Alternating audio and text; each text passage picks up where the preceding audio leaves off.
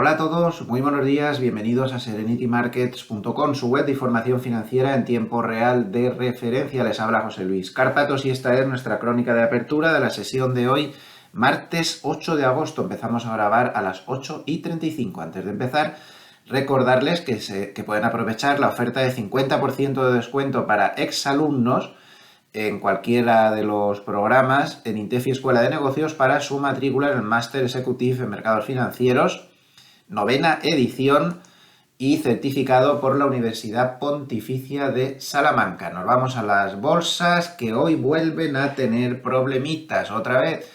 El DAX menos 0,27, el Eurostoxx 50 menos 0,48, el IBEX menos 0,52%.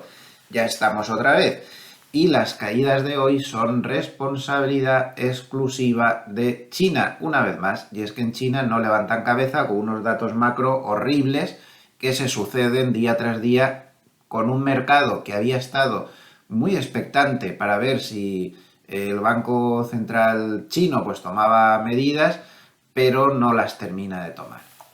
Las cifras pues son realmente malas. Tenemos una balanza comercial en China pues que ha salido fatal, pero realmente fatal. Las exportaciones se esperaba menos 13,2, que ya era una cifra mala, menos 13,2, pero es que han quedado en menos 14,5, mientras que las importaciones han quedado en menos 12,4, cuando se esperaba menos 5,6, el principal importador del mundo de materias primas. Esto, evidentemente, no le va a sentar nada bien al sectorial de materiales básicos europeo ni a ninguno de los sectores sensibles a China. Ya saben, además de materiales básicos, automoción, lujo, mala forma de empezar la mañana con estos malos datos macro de China, y la bolsa de Hong Kong se está cayendo un 1,98% ante la dureza, insisto, de estas cifras. En cambio, el Nikkei japonés, por ejemplo, pues está subiendo 0,38%. El mal dato está haciendo caer a los futuros americanos en el Globex, a los futuros europeos, y está en cambio haciendo subir a los bonos. Ojo a esto es un dato muy importante en la apertura. La subida es bastante fuerte, más 0,46% el Bund alemán y más 0,31% el bono americano a 10 años, que, ojo, baja la rentabilidad notablemente hasta tan solo 4,01%. Hay un segundo motivo para las bajadas que estamos viendo, subidas de bonos y, en fin, todo este movimiento de mercados, y es que se teme por lo que vaya a hacer el sectorial bancario americano en la apertura y que podría contagiar al sectorial europeo, dado que ayer Moody's rebajó el rating de varios bancos norteamericanos ayer por la noche. Así que segunda mala noticia que están descontando los mercados. Seguimos repasando, vemos que el yen está debilitándose contra todo el mundo. Parece que el Banco Central de Japón ha conseguido fijar la rentabilidad del bono americano a 10 años en el 0,65%. Parece que ahí está la barrera y cuando llega a esa zona pues está claramente interviniendo. Ojo, porque el dólar ya está en 143,07, ya saben que la zona 145-150 es una zona muy difícil de pasar, donde el mercado teme intervenciones masivas por parte del Banco Central de Japón para frenar esta subida del dólar contra el yen.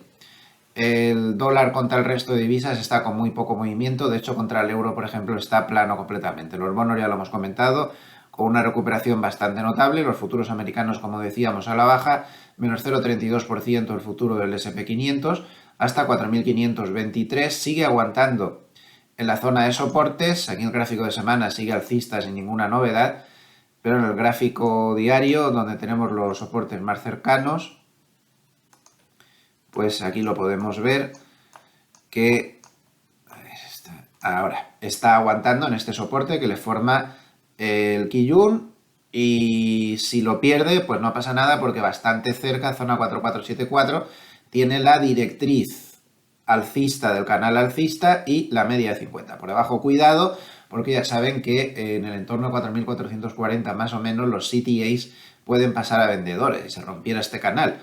y esto podría acelerar las caídas. En un mes de agosto estacionalmente muy negativo y que ha empezado con el pie izquierdo. El oro está plano, 1968, y el petróleo baja 0,31 hasta 81,68%. Algunas cosillas que comentar durante la noche. Me parece sumamente importante este comentario que ha hecho Goldman.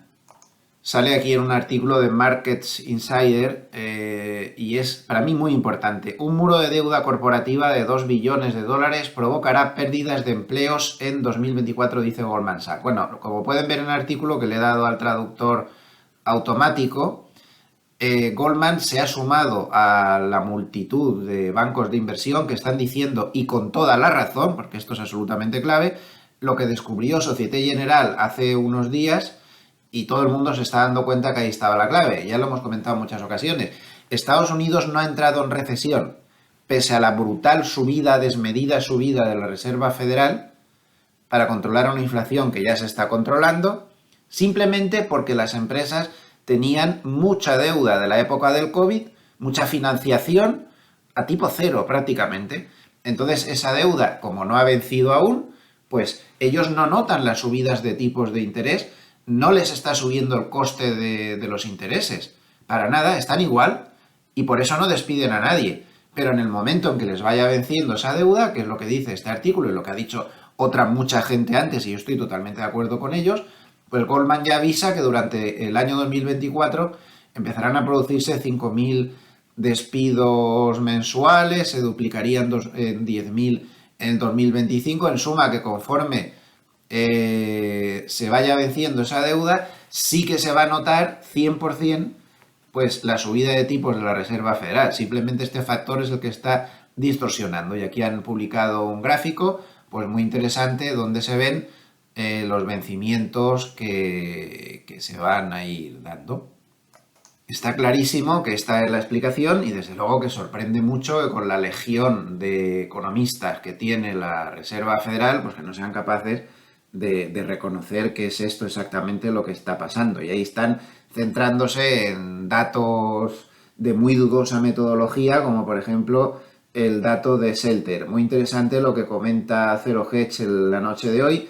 Recuerda que el dato real de empleo del mes de julio fue de menos 98.000 empleos. Menos 98.000. Lo que pasa es que le sumaron 280.000 con el famoso modelo ese que tiene la el Departamento de Trabajo, de que lo llaman nacimiento-muerte, que se supone que las empresas de nueva creación crean empleos y las empresas que quiebran los destruyen. Entonces se sacan un cálculo estadístico que no está basado en cosas demasiado serias, según dicen los economistas norteamericanos, y le sumaron a esos menos 98.000, 280.000 del famoso modelo, dando una cifra completamente distorsionada de 172.000. Esto he dicho que lo ha dicho Zero Hedge. A ver, Zero Hedge lo cita en su web, pero esto lo ha dicho Standard Chartered, la entidad bancaria. Otra entidad bancaria que ya empieza a rebelarse mucha gente contra esta metodología un poquito absurda con ese modelo nacimiento-muerte que está usando el Departamento de Empleo y seguramente pues está dando unas cifras de empleo muy distorsionadas, curiosamente siempre al alza.